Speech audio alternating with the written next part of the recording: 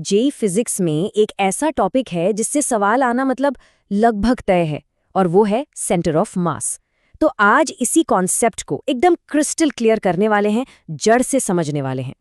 तो आज का प्लान क्या है? सबसे पहले हम जानेंगे कि ये सेंटर ऑफ मास असल में है क्या, फिर इसकी असली परिभाषा मतलब मास मोमेंट क्या चीज़ है उसे समझेंगे। इसके बाद असली काम पर लगेंगे, इसे कैलकुलेट कैसे करना है, और जो मुश्किल दिखने वाले कंपोजिट बॉडी के सवाल होते हैं ना, उनको सॉल्व करने की ट्रिक भी देखेंगे। और हाँ, आखिर में सारे ज़रूरी फॉर्मूले का एक क्विक रिविजन तो बनता ही है। ठीक है, तो चलिए शुरू करते हैं बिल्कुल बेसिक सवाल से। सेंटर ऑफ मास आखिर है क्या? देखिए, स्कूल में जो एक सिंपल सी डेफिनेशन पढ़ी थी, अब उससे थोड़ा आगे बढ़ने का टाइम आ गया है। इसकी असली गहराई को समझते हैं। अच्छा, सेंटर ऑफ मास सुनते ही सबसे पहली चीज दिमाग में क्या आती है?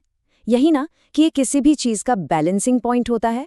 बिल्कुल, लेकिन क्या ये पूरी कहानी है या बस कहानी का एक छोटा सा हिस्सा? चलिए पता लगाते हैं। देखिए, जेई के लिहाज से बात करें तो ये एक बहुत हाई वेटेज टॉपिक है, और ये बात पक्की है कि सिर्फ बैलेंसिंग पॉइंट वाली परिभाषा से जेई के कॉम्प्लेक्स प्रॉब्लम सॉल्व नहीं होने वाले। इन सवालों को क्रैक करने के लिए हमें इसके पीछे का जो असली, जो कोर कॉन्सेप्ट है, उसे पकड़ना होगा। और वो कोर कॉन्सेप्ट ही है मास मूवमेंट। जी हाँ, यही असली गेम चेंजर है।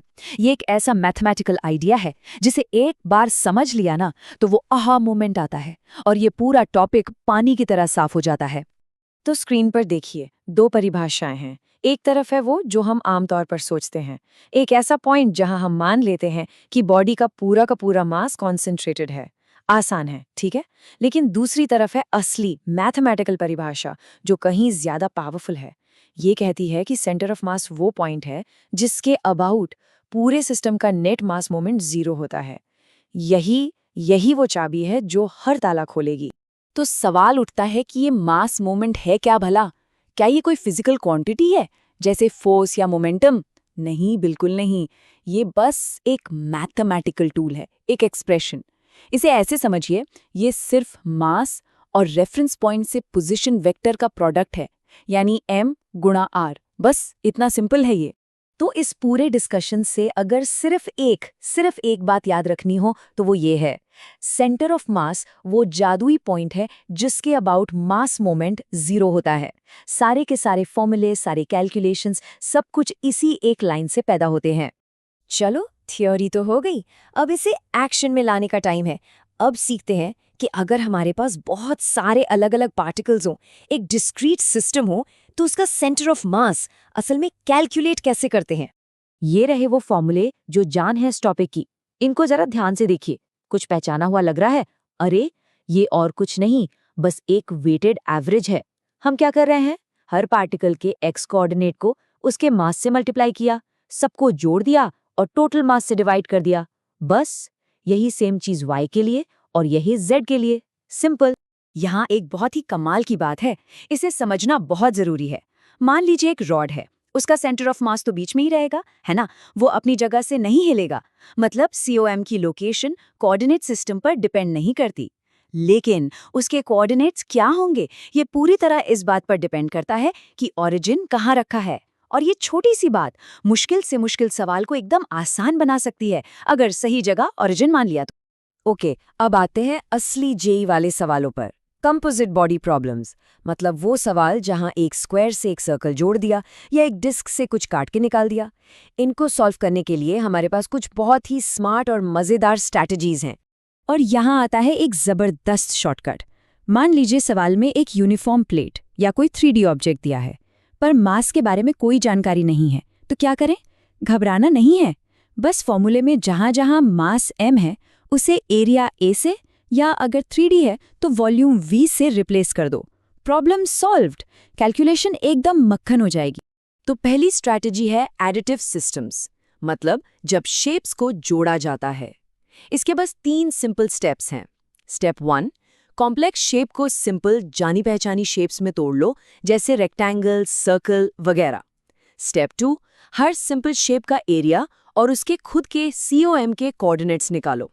और स्टेप 3, बस वही अपना पुराना वेटेड एवरेज वाला फॉर्मूला लगा दो, A1 x1 + A2 x2 divided by A1 + A2। हो गया। जैसे ये टी शेप की प्लेट है, इसको देखना कितना आसान है। हमने इसे 2 रेक्टेंगल में तोड़ दिया, एक वर्टिकल एक हॉरिजॉन्टल। अब इस टेबल को देखिए, हमने दोनों का एरिया निकाल लिया, दोनों के अपने अपने एक्स और वाई कोऑर्डिनेट्स भी पता कर लिए। अब क्या बचा? बस इन वैल्यूज को फॉर्मूले में डालना है और आंसर आ जाएगा। अच्छा, जोड़ने की बात तो हो गई, पर क्या हो अगर किसी बॉडी से कोई हिस्सा काटकर निकाल दिया जाए? इसके लिए एक और भी ज्यादा स्मार्ट ट्रिक है। हम ये मान लेते हैं कि जो हिस्सा निकाला गया है उसका एरिया या वॉल्यूम नेगेटिव है। ये उदाहरण देखिए, एक स्क्वायर प्लेट है और उसमें से एक सेमी सर्कल काटकर फेंक दिया। तो हम क्या करेंगे?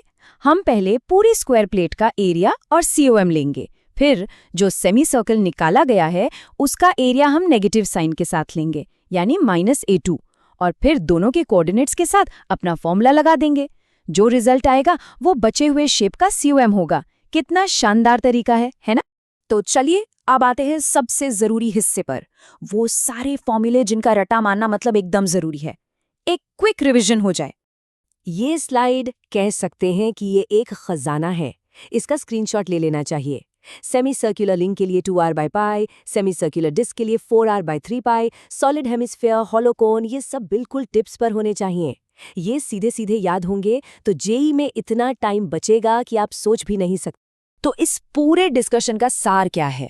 सबसे बड़ा टेक अवे यही कि सेंटर ऑफ मास सिर्फ एक लोकेशन, एक बैलेंसिंग पॉइंट नहीं है। नहीं, ये एक एनालिटिकल टूल है, एक बहुत पावरफुल कॉन्सेप्ट जो जीरो मास मोमेंट के सिद्धांत से निकला है। एक बार ये बात दिमाग में बैठ गई, फिर कोई भी सवाल मुश्किल नहीं है। और हाँ, जाने से पहले एक सवाल छोड़कर जा रहा हूं, सोचिएगा जरूर। अगर एक सिस्टम है और उस पर कोई भी एक्सटर्नल फोर्स नहीं लग रहा, तो उसके सेंटर ऑफ मास की वेलोसिटी के साथ क्या होगा? क्या वो बदलेगी या कांस्टेंट रहेगी? इसका जवाब हमें सीधे फिजिक्स के एक और बहुत बड़े कॉन्सेप्ट की तरफ ले जाता है, कंजर्वेशन ऑफ मोमेंटम। सोचिएगा इस पर।